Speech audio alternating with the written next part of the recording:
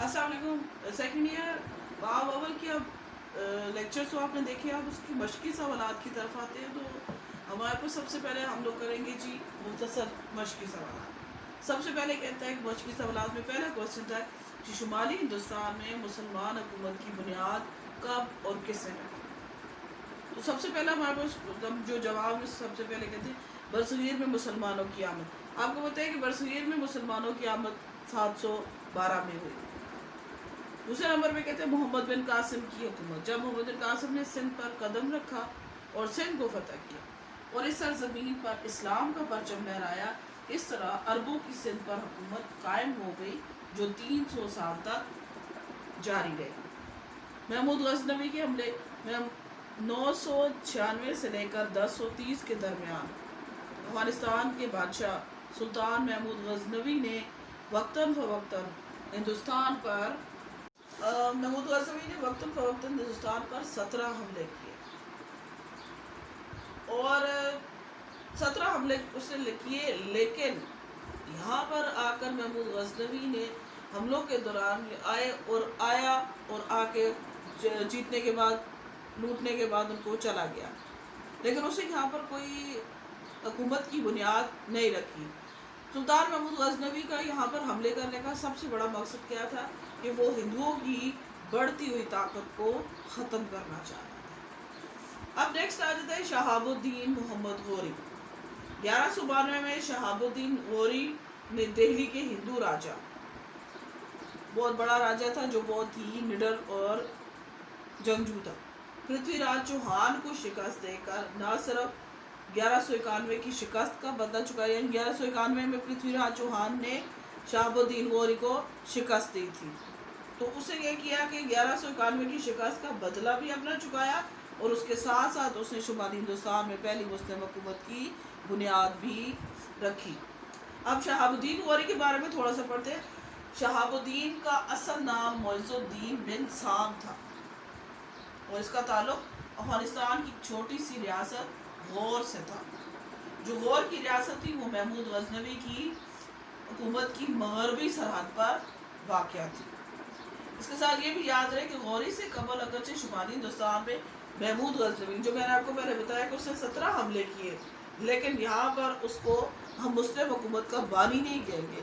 क्यों नहीं बानी कहेंगे? क्योंकि इसलिए कि वो जब भी कामयाब होता था तो कामयाब होने के बाद वो वापस चला जाता था, लेकिन गौरी ने दिल्ली पर कब्जे के बाद कुतुबुद्दीन ऐबक को वहाँ पर अपना नायब मुकर्रर किया, बाकायदा मुस्लिम हुकूमत की बुनियाद डाली और फिर क्या हुआ कि कुतुबुद्दीन जो ऐबक था उसने हुकूमत की बुनियाद जो थी, सरहदें जो थी बंगाल और बहार तक फैला दी थी। तो पहला उन लोगों ने बेटा सवाल नंबर 1 किया था कि शुमाली हिंदुस्तान में मुसलमान हुकूमत की बुनियाद किस तरह की। तो दूसरा हमारा सवाल है कि सर सैयद अहमद खान की नज़र में मुसलमानों की मुश्किलात का हल क्या था।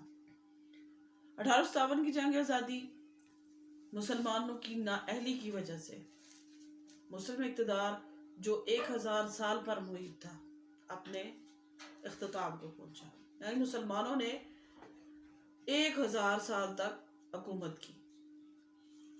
1857 की जंग आज़ादी को नाकाम बनाते हुए अंग्रेज बरसगीर पर काबिज हो गए।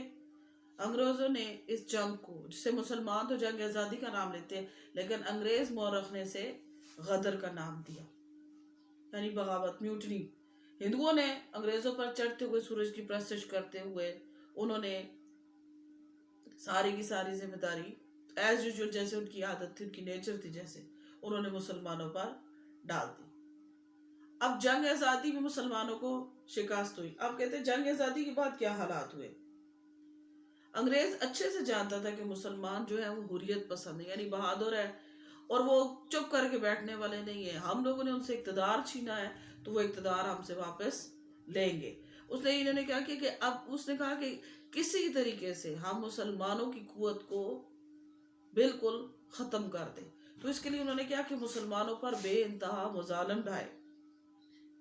6 माह तक, कहते लिखता है कि अंग्रेज खुद लिखता है, कहते कि 6 माह तक दिल्ली की शहरों में मुसलमानों के साथ आग और खून की होली खेली गई। مسلمانوں کی جائیدادیں ضبط کر لی گئی اور ان کی جو زندگی تھی وہ اجیرن کر دی گئی.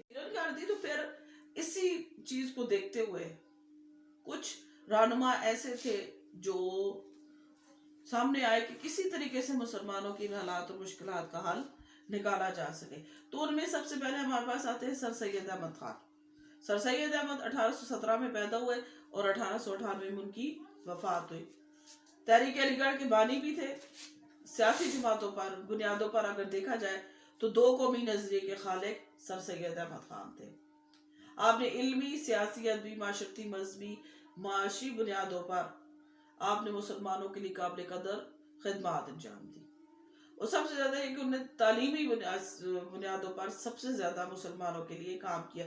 انہوں نے کہا کہ مسلمانوں کی مشکلات جو ہے وہ ان کا خاتمہ اسی صورت میں ہو سکتا ہے کہ وہ انگریزوں کی مخالفت کو چھوڑ دے.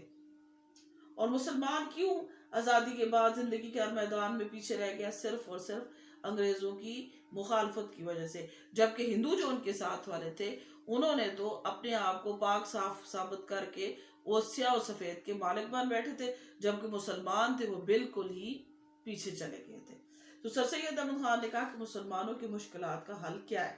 ان کی نظر مشکلات کا حل سب سے پہلے کہ جدید مغربی تعلیم حاصل کرے، کہ جو آج کل کی تعلیم دی جا رہی ہے، جو مغربی تعلیم دے رہے ہیں اس کو حاصل کرے. اور دوسرے نمبر پہ انگریز حکمرانوں سے اچھے تعلقات بنائیں، کیونکہ جب تک آپ انگریزوں سے اچھے تعلقات نہیں بنائیں گے آپ کسی صورت میں بھی آگے نہیں بڑھ سکتے. تو سر سید احمد خان کی نظر میں مشکلات کا حل کیا تھا؟ جدید مغربی علوم کا حصول اور انگریز حکمرانوں سے اچھے